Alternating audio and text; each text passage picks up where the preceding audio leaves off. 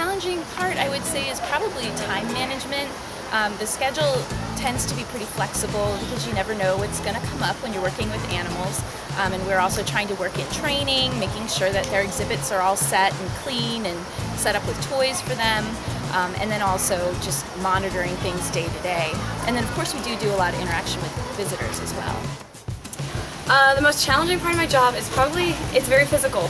So you get tired very easily, and you know, you're cleaning probably 75% of the day, and a lot of people think that, you know, most of it is just sitting around, you know, hanging out with fuzzy animals, but you're cleaning and you're lifting heavy things and you're climbing up on ladders, so it's very, very laborious, but it's definitely worth it in the long run, because even just that 10 minutes you spend feeding that animal, it's just, it makes up for it.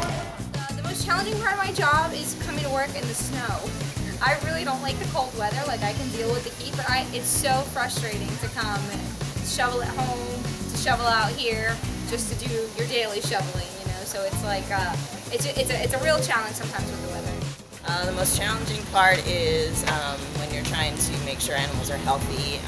They can't tell you something's wrong, so you really have to monitor their behavior both when they're well and when they're sick, so you know what's right and what's wrong, so that you can tell when they need medical attention.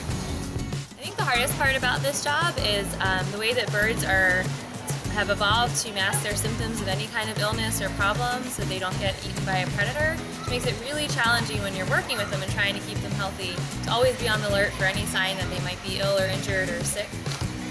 I think it's the frogs, especially during breeding season.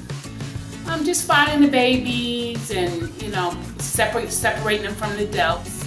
I would say the most challenging part is probably letting the animals go when it's time.